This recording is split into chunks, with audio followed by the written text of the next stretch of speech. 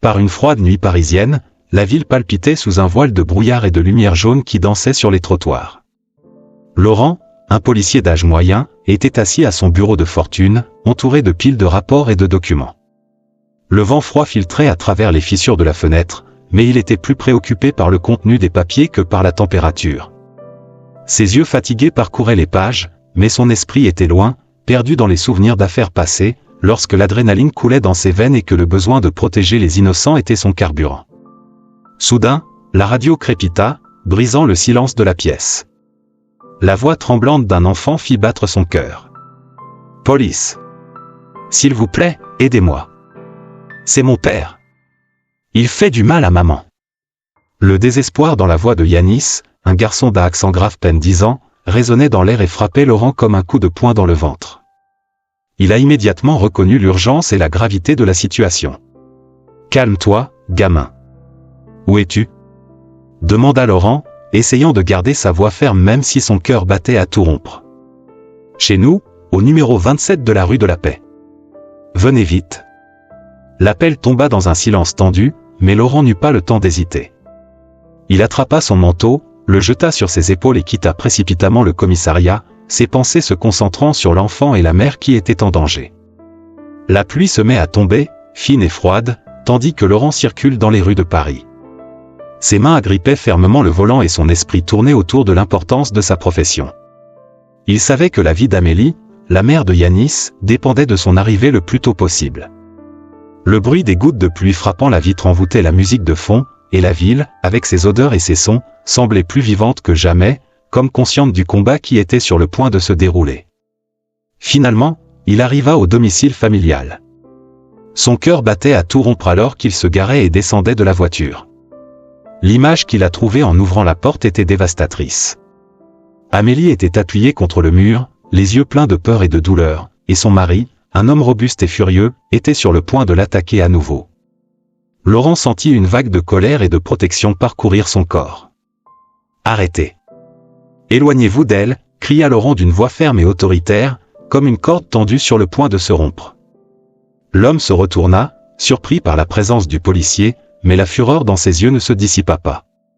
La tension était palpable, comme si l'air était chargé d'électricité.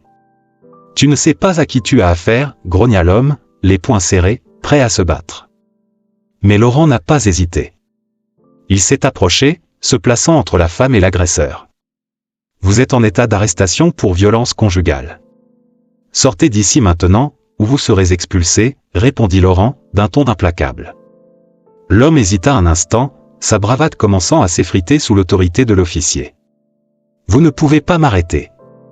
Je suis son père. » a-t-il crié en désignant Yanis, blotti dans un coin, les larmes aux yeux. « Tu es peut-être son père, mais ça ne te donne pas le droit de blesser sa mère » a lancé Laurent, sa détermination grandissant.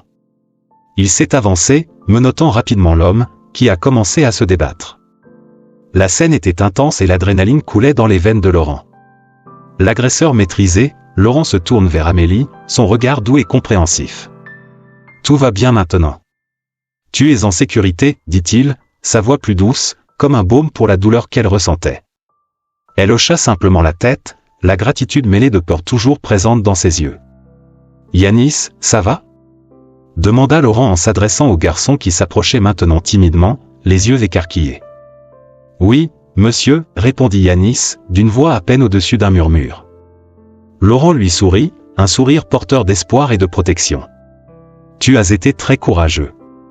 Maintenant, assurons-nous que toi et ta mère restez en sécurité. » Alors que le policier conduisait l'agresseur hors de la maison, il a ressenti une vague de soulagement mêlée à la responsabilité que lui imposait sa profession. À ce moment-là, il réalisa que son intervention n'était pas seulement un acte de devoir, c'était un appel au désespoir, une opportunité de changer le destin de deux vies. Laurent a dit au revoir à Amélie et Yanis à la porte de la maison, le cœur lourd, mais soulagé d'avoir réussi à éviter une issue tragique. La mère, les yeux larmoyants, tenait la main de son fils, qui la regardait avec un mélange d'adoration et d'inquiétude. « Tout ira bien, n'est-ce pas, Amélie » demanda Laurent d'une voix ferme mais douce. Le policier, qui a été confronté à plusieurs situations à risque tout au long de sa carrière, a eu la gorge nouée. Il savait que le combat était loin d'être terminé. « Oui, Laurent. Maintenant, avec toi ici, j'ai l'impression que je peux avoir de l'espoir, a répondu Amélie, les larmes coulant sur son visage. Merci pour tout. Vous nous avez sauvé la vie aujourd'hui. Yanis, regardant la scène, sentit son cœur battre plus vite. Le policier était la figure de courage qu'il admirait tant. Merci, monsieur Laurent. Je ne sais pas comment vous remercier, s'est exclamé le garçon, la voix pleine d'émotion. Il voulait faire plus, mais les mots semblaient insuffisants. Laurent sourit à Yanis, un sourire qui essayait de transmettre une impression de sécurité. Merci, les garçons. Vous avez la force en vous. Il est désormais temps de reconstruire. Vous allez vous en sortir. En s'éloignant, Laurent se retourna et vit Amélie et Yanis s'enlacer, un lien d'amour et d'espoir se nouait entre eux. Il ne pouvait s'empêcher de penser qu'il avait fait quelque chose de bien, quelque chose qui pourrait changer le cours de leur vie. Dans les jours qui suivent, Amélie peine à reprendre sa vie en main. Elle a trouvé un emploi de femme de ménage dans un petit bureau, où son sourire discret et sa détermination l'ont fait aimer de son employeur. Elle travaillait dur, souvent jusque tard dans la nuit, mais toujours avec une seule pensée en tête, Yanis. Chaque centime qu'il gagnait était un pas de plus vers son avenir meilleur.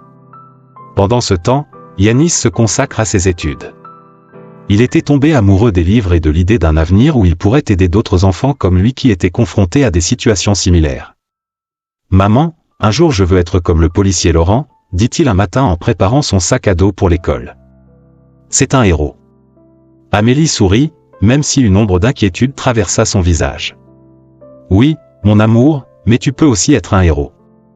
Vous avez la force de changer le monde. Inspiré par le courage de Laurent et le combat de sa mère, Yanis s'y consacre encore davantage. Il a étudié assidûment, rêvant de devenir un jour avocat, quelqu'un qui pourrait se battre pour la justice. Il savait que le chemin serait long, mais chaque obstacle le rendait plus fort. Laurent, à son tour, poursuit sa routine de policier. Même si son cœur était léger après avoir aidé sa famille, il ne pouvait ignorer le poids de la solitude. Les nuits étaient longues et il se retrouvait souvent à réfléchir à la vie, au combat quotidien et à la manière dont chaque décision pouvait conduire à un résultat différent. Il suit l'actualité des violences conjugales, sentant que le combat d'Amélie et Yanis fait désormais partie de sa propre histoire. La fierté qu'il ressentait d'avoir aidé cette famille était un baume pour son âme, mais la solitude le consumait peu à peu. Au travail, il s'entourait de collègues, mais il avait toujours l'impression qu'une barrière invisible le séparait d'eux. Un soir, alors qu'il rentrait chez lui, Laurent s'est arrêté dans un parc. Les lumières de la ville scintillaient au loin et le temps doux apportait un sentiment de tranquillité. Il s'assit sur un banc et regarda les enfants jouer. Un sourire involontaire apparut sur son visage alors qu'il se souvenait de la détermination de Yanis. « J'espère que tu vas bien, gamin », murmura-t-il en regardant le ciel étoilé. Il souhaitait du fond du cœur que le courage qu'il avait transmis à Yanis s'épanouisse en un avenir radieux. Mais en même temps, un malaise s'installait dans sa poitrine. L'ombre du passé laisserait-elle Amélie et Yanis seuls? Les jours passent, et Laurent continue de suivre, même de loin, la trajectoire familiale. Un sentiment de satisfaction grandit en lui, tout comme la solitude. La chaleur humaine, les interactions quotidiennes qui remplissaient autrefois sa vie lui manquaient. Le vide devenait chaque jour plus évident et il se demandait s'il aurait un jour la chance de revoir Yanis et Amélie. Ainsi, la vie continuait, mêlée de souvenirs et d'espoir. Laurent savait que, d'une certaine manière, son destin était toujours lié au leur. Et, alors qu'il regardait l'horizon, il sentit que le véritable impact de ses actions était encore à venir, le mettant au défi de relever de nouveaux défis que le temps lui apporterait. Laurent regardait par la fenêtre de sa modeste maison, regardant les feuilles tomber des arbres dans le vent d'automne. Le temps semblait s'être accéléré depuis qu'il avait pris sa retraite, emportant avec lui les souvenirs vibrants de sa carrière de policier. Maintenant, assis dans son fauteuil usé, il se sentait un peu perdu, comme si le monde avait évolué alors qu'il restait prisonnier d'un passé qui ne reviendrait pas. La solitude était devenue sa compagne constante et les problèmes de santé lui rappelaient chaque jour que l'âge n'était pas tendre avec ceux qui avaient consacré leur vie à protéger les autres. Il se souvenait clairement de Yanis, le garçon qui avait demandé de l'aide il y a 30 ans. Le désespoir dans la voix de l'enfant résonnait encore dans son esprit, comme un écho qui refusait de disparaître. Laurent se demandait comment s'était déroulée la vie de Yanis après ce jour fatidique. Le garçon devait être désormais un homme, et Laurent se demandait s'il se souvenait encore de son intervention. Ce souvenir le faisait se sentir un peu plus vivant, comme s'il faisait encore une différence. Cet après-midi-là, alors qu'il parcourait ses lettres accumulées, une enveloppe attira son attention. C'était du papier simple, mais l'écriture manuscrite était familière. Son cœur manqua un battement lorsqu'il réalisa que cela venait de Yanis. Les mains tremblantes, Laurent déchira l'enveloppe et retira la lettre, les yeux écarquillés en lisant les mots soigneusement écrits. La première phrase lui retourna l'estomac. « Cher Laurent, j'espère que tu vas bien. » Le désir l'enveloppait comme une couverture chaude et il sentit les larmes lui monter aux yeux. « Vous avez changé le cours de ma vie », commençait la lettre, et Laurent s'autorisait un sourire timide. Les mots de Yanis coulaient comme une rivière de gratitude, chaque phrase plus touchante que la précédente. Il a parlé de ses réalisations, de la façon dont le courage de Laurent l'avait inspiré à demander justice et à devenir avocat. « J'ai toujours su que je voulais aider d'autres personnes comme ma mère, et cela n'a été possible que grâce à toi. » Les yeux de Laurent se remplirent de larmes alors qu'il continuait à lire. « J'ai obtenu mon diplôme en droit et je travaille maintenant dans un cabinet qui lutte contre la violence domestique. Je suis déterminé à faire une différence, tout comme vous l'avez fait pour moi. » Il se sentit enveloppé par une chaleur réconfortante, un sentiment qu'il n'avait pas ressenti depuis des années. La gratitude de Yanis était un baume pour son âme fatiguée. L'officier soupira, un mélange d'émotions parcourant son corps. Il n'aurait jamais imaginé que son action ponctuelle puisse avoir un impact aussi profond et durable sur la vie de quelqu'un. « Si vous le souhaitez, j'aimerais vous revoir », poursuit la lettre. « Je peux donc vous remercier personnellement pour tout ce que vous avez fait. » Laurent s'est retrouvé à réfléchir à ce qu'il dirait à Yanis, à la manière d'exprimer la joie qu'il ressentait de savoir que son intervention avait porté des fruits si positifs. Il se demandait si le garçon qu'il avait vu il y a tant d'années était devenu l'homme qu'il avait rêvé d'être. L'idée de le revoir a déclenché une étincelle d'espoir dans son cœur, quelque chose qu'il n'avait pas ressenti depuis longtemps. Mais à mesure que l'émotion se calmait, une ombre d'inquiétude commença à se former dans son esprit. Il se rappelait que le passé, bien que lointain, avait encore le pouvoir de le surprendre. Le père de Yanis, l'homme qui l'avait arrêté, avait une sombre histoire qui n'aurait peut-être pas pris fin avec son arrestation. Laurent sentait que leur vie était toujours liée. Il remit la lettre dans l'enveloppe et la rangea soigneusement. La décision de contacter Yanis a pesé lourdement sur lui, et les conséquences de ce contact pourraient être plus grandes qu'il ne l'imaginait. Cependant, la gratitude qu'il ressentait pour avoir fait partie de la vie de Yanis a été une impulsion puissante. Il est peut-être temps d'affronter le passé, pensait Laurent en regardant le ciel s'assombrir, réfléchissant à la possibilité d'un nouveau départ, même au milieu des ombres qui l'entouraient encore. Laurent était assis dans son fauteuil préféré, la douce lumière de l'après-midi filtrant à travers les rideaux. La lettre de Yanis était ouverte entre ses mains, et il relisait les mots qui avaient tant de sens. Alors que ses yeux parcouraient les lignes, une vague d'émotion l'envahit. Les souvenirs de ce jour fatidique, il y a 30 ans, étaient frais dans son esprit, comme si aucun temps ne s'était écoulé. « Vous ne savez pas comment vos actions ont façonné mon avenir », les mots de Yanis résonnaient dans son esprit. Le courage dont vous avez fait preuve m'a inspiré à lutter contre la violence domestique. Laurent ne put s'empêcher de sourire légèrement. Le garçon qui l'a aidé était désormais un homme fort et déterminé, quelqu'un qui utilisait ses expériences pour faire une différence dans la vie des autres. Cependant, alors que la gratitude de Yanis remplissait son cœur, une ombre d'inquiétude commença à se former. Laurent se souvient du père de Yanis, de l'homme qui l'avait arrêté, et de la situation tendue. Il se leva du fauteuil et commença à arpenter la pièce, son esprit s'emballant. Que serait-il arrivé à l'homme après son arrestation? Il avait imaginé que la prison serait la fin d'un cycle de violence, mais et si ce n'était pas le cas? L'agitation le consumait. Il se dirigea vers la fenêtre et regarda les feuilles danser au gré du vent. La vie est pleine de rebondissements, pensait-il. Un seul acte de gentillesse peut déclencher une série d'événements inattendus. Il se souvenait de ses propres difficultés, de la solitude qu'il avait suivie jusqu'à la retraite et des problèmes de santé auxquels il était désormais confronté. La gratitude de Yanis était un baume, mais et si cette gratitude apportait aussi une nouvelle charge? C'est alors qu'il remarqua quelque chose qui le fit s'arrêter. Le téléphone posé sur son bureau se mit à sonner, brisant le silence de la maison. Un sentiment étrange l'envahit. D'une main tremblante, il répondit. « Bonjour. » Sa voix était plus faible que prévu. « Laurent. » La voix à l'autre bout du fil était familière, mais non moins surprenante. C'était Yanis. Le cœur de Laurent s'accéléra au ton chaleureux, mais il y avait aussi de la tension dans l'air. J'ai reçu votre lettre et je voulais vous parler. Bien sûr, Yanis. Je voulais te remercier aussi, balbutia Laurent. Vos mots comptent beaucoup pour moi. Tu n'as aucune idée à quel point tu as eu un impact sur ma vie. Mais je dois te dire quelque chose d'important. Le sérieux de la voix de Yanis fit tourner l'estomac de Laurent. La vie a pris une tournure inattendue et, en partie, c'est à cause de vous. Laurent fronça les sourcils, son cœur battant plus vite. Que s'est-il passé? Est-ce que tout va bien? Oui, je vais bien. En fait, je suis devenu avocat et j'ai travaillé sur des affaires de violence domestique. Mais il y a quelque chose de plus. Il inspira profondément avant de continuer. Vous souvenez-vous de mon père? L'homme que vous avez arrêté? Laurent sentit un frisson lui parcourir le dos. Oui, bien sûr. Mais qu'est-ce que cela a à voir avec toi maintenant?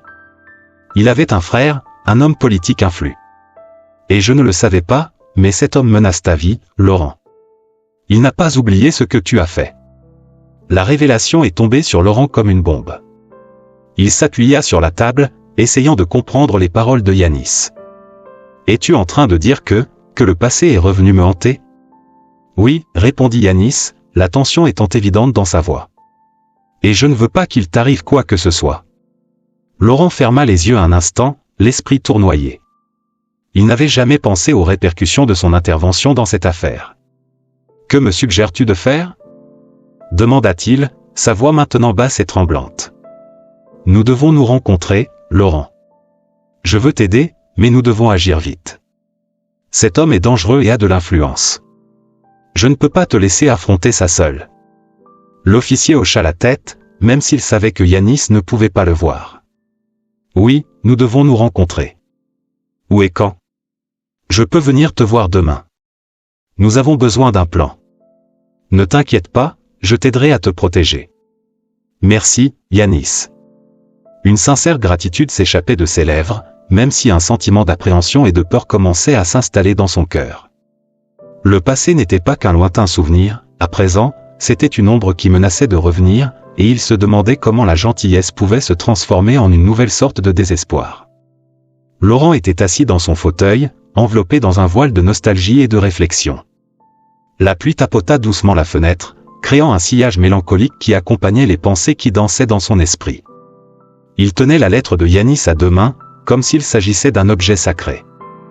Le contenu l'avait profondément touché, et la somme d'argent importante que le jeune avocat lui avait envoyée semblait être plus qu'une aide financière, c'était un symbole de gratitude, un témoignage de l'impact qu'un acte de gentillesse peut avoir sur la vie de quelqu'un.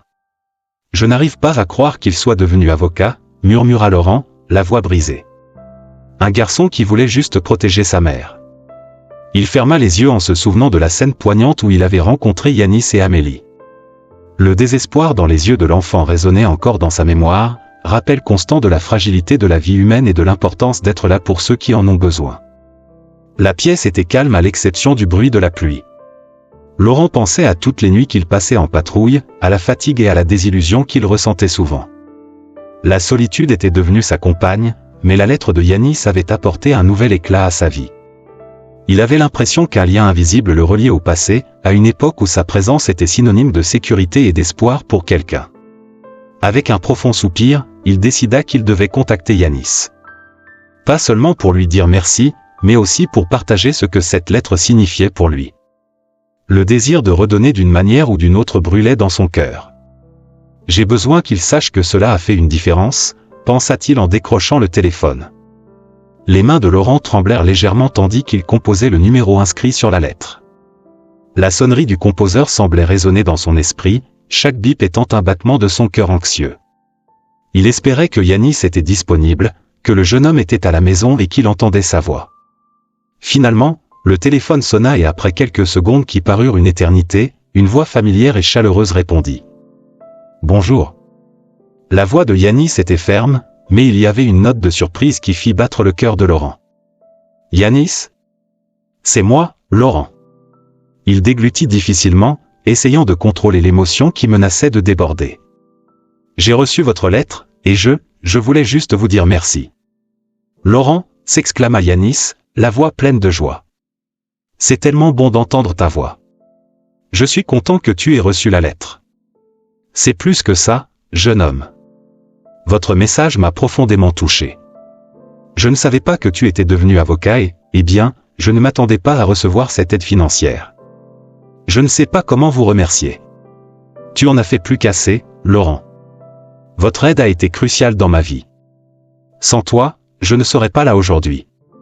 Vous remercier est le moins que je puisse faire, a répondu Yanis, la sincérité de ses propos résonnant dans le cœur de Laurent. Ils parlèrent un moment, échangeant histoire et souvenirs. Yanis a parlé de son parcours, de ses défis et de ses réalisations. Laurent écoutait attentivement, fier de l'homme qu'était devenu ce garçon. La gratitude et l'amour qu'il ressentait pour Yanis réchauffaient son âme, flamme vivante au milieu de la solitude de sa vieillesse. « Avez-vous une famille maintenant ?» demanda Laurent, curieux. « Oui, je me suis marié et j'ai un jeune fils. Il est la lumière de ma vie, a déclaré Yanis, la joie évidente dans sa voix. J'aimerais que vous les rencontriez. Vous êtes une partie importante de mon histoire. » Laurent sourit, se sentant partie intégrante de quelque chose de plus grand. « J'adorerais rencontrer votre famille. Tu as fait un travail incroyable, Yanis. Je suis si heureuse pour toi. » Mais au fond, une ombre subtile commençait à se former dans l'esprit de Laurent, un pressentiment inquiétant. Il ne savait pas que le passé qu'il pensait avoir laissé derrière lui pouvait être sur le point de s'interposer entre eux, faisant surgir d'anciennes cicatrices et de nouvelles menaces. Laurent, le cœur battant, composa le numéro inscrit dans la lettre. La voix au téléphone résonnait dans son esprit, se mêlant à des souvenirs d'il y a 30 ans. Il avait aidé Yanis et Amélie dans un moment de désespoir, mais maintenant, la solitude et l'incertitude de sa vieillesse l'enveloppaient. Lorsqu'on répondit à l'appel, il ne put contenir l'émotion qui débordait de sa voix. « Yanis ?» il a demandé, un peu tremblant. « C'est moi, Laurent. » À l'autre bout du fil, la voix de Yanis était énergique et pleine de vie. « Laurent. Quelle joie d'avoir de vos nouvelles !» s'est exclamé Yanis, l'excitation évidente dans son intonation. « Votre lettre m'a profondément touché. J'étais si heureuse d'apprendre que tu vas bien. Je ne sais même pas comment te remercier. Votre message a été un rayon de soleil dans ma vie, répondit Laurent en sentant les larmes lui monter aux yeux. Yanis rit doucement, un son qui rappelle la légèreté de son enfance. Tu n'as pas besoin de me remercier, Laurent. Ce que tu as fait pour moi et ma mère a tout changé. J'ai toujours voulu que tu le saches. Laurent inspira profondément, essayant d'organiser ses pensées. Parler à Yanis, c'était comme ouvrir un livre qu'il pensait avoir fermé pour toujours. Et comment vas-tu? Et ta mère? Voulait-il savoir, l'inquiétude toujours présente dans sa voix. Nous allons bien, très bien en fait. Dit Yanis, un sourire clair dans la voix. Je me suis marié il y a quelques années et j'ai un beau-fils. Il s'appelle Lucas et, eh bien, j'aimerais que vous le rencontriez. L'évocation de son fils fit sourire Laurent, même si un pincement au cœur le frappa en se souvenant de sa propre solitude. Un fils? Comme c'est incroyable, Yanis. Répondit-il, l'émotion l'étouffant presque. J'adorerais rencontrer le petit Lucas. Comment vous et votre femme gérez-vous cette nouvelle étape de la vie? Yanis parlait avec enthousiasme de sa famille, comme si chaque mot était une prière de gratitude. Mais, en pleine conversation, un changement dans la voix de Yanis fit arrêter Laurent.